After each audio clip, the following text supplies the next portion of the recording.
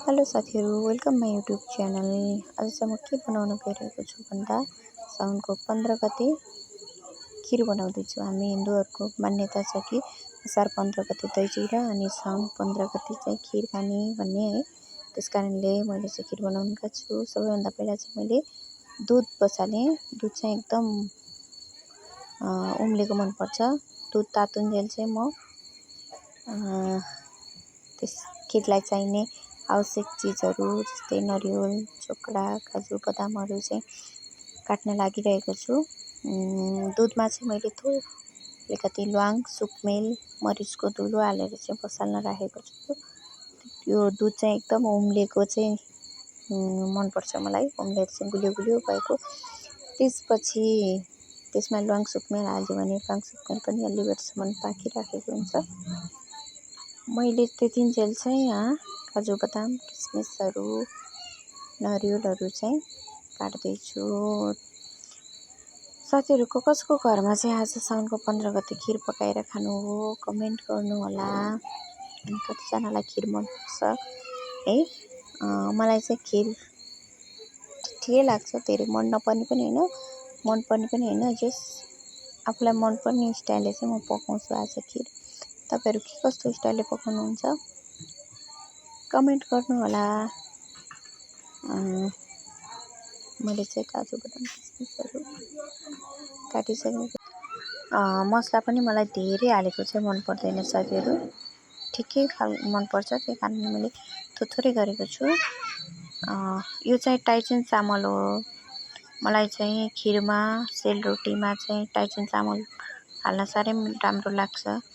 धेरैजनामा त सम्भव छैन, सो थोरैमा चाहिँ एकदमै मिठो लाग्छ मलाई। टाइचिन चामल घरमा बनाउँदा चाहिँ टाइचिन चामलमै प्रयोग गर्छु म।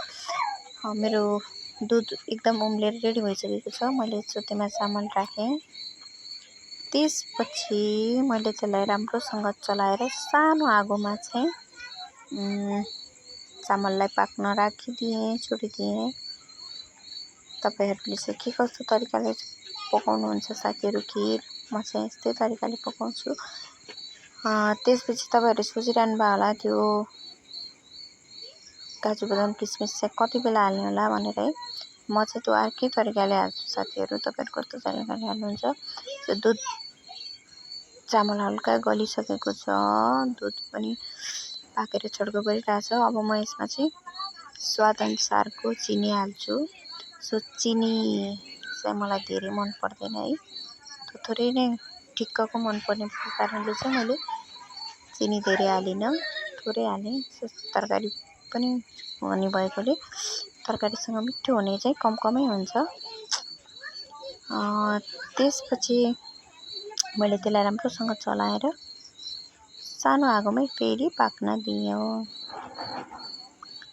त्यसपछि मैले थोरै घिउ, मलाई चाहिँ खिरमा घिउ हालेको मनपर्छ। तर सिधै मान्छेहरूले चाहिँ घिउ डाइरेक्ट दुधमा हाल्छन्, त्यो चाहिँ मलाई मन पर्दैन। मलाई चाहिँ फ्राई प्यानमा घिउ राखेर अनि त्यसमा चाहिँ त्यो काजु, बदाम, नरिवल, किसमिसलाई चाहिँ हल्का भुटेर चाहिँ खिरमा हालेको मनपर्छ। त्यस कारणले मैले फ्राई प्यानमा थोरै घिउ राखेँ।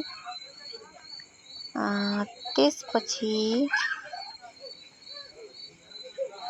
घिउ तात्यो, मैले त्यसमा चाहिँ त्यो काटेको सबै मसलाहरूलाई राखेर राम्रोसँग चलाएँ। त्यसपछि त्यसलाई चाहिँ हल्का रातो रातो भइन्जेल चाहिँ चलाउनुपर्छ। त्यसले गर्दाखेरि चाहिँ त्यो मसला नरिवलहरूको स्वाद पनि मिठो आउँछ। त्यसपछि त्यसलाई चाहिँ मैले पाकिरहेको दुध र चामलमा हालिदिन्छु। यो लगभग रेडी भइसकेको छ, देख्न सक्नुहुन्छ तपाईँहरू। त्यसपछि मैले त्यसलाई चाहिँ यसमा हालिदिएँ। त्यसपछि त्यसलाई राम्रोसँग चलाएर फेरि पनि सानो आगो लगाएर चाहिँ पाक्न छोडिदिएको छु। साउनको महिनामा खिर खानुपर्छ भनेर चाहिँ बुढापाकाले चाहिँ राम्रो चलन निकाल्नु भयो जस्तो मलाई लाग्यो। सो फाइनली मेरो खिर चाहिँ यत्तिको भइसकेको छ, देख्न सक्नुहुन्छ। अझै पनि यसलाई सानो ग्यास लगाएर चाहिँ मैले तल पिँधमा नलागोस् भने चलाइकन पकाएको छु। सो मलाई खिर चाहिँ त्यो साह्रो मन पर्दैन, गिलो गिलो खिर नै मनपर्छ।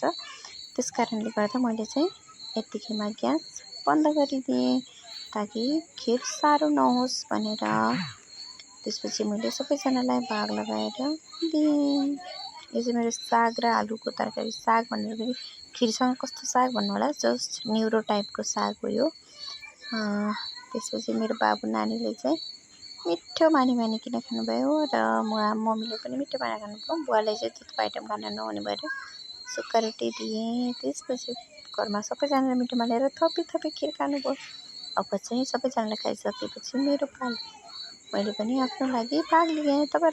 तपाईँहरूलाई कस्तो लाग्यो मेरो खिर बनाउने तरिका कमेन्ट गर्नुहोला। कसलाई खिर मनपर्छ सो खाना आउनु होला मेरो घरमा। र मेरो भिडियो मन पराएर अन्तिमसम्म हेरिदिनु भएकोमा थ्याङ्क यू सो मच सबैजनालाई।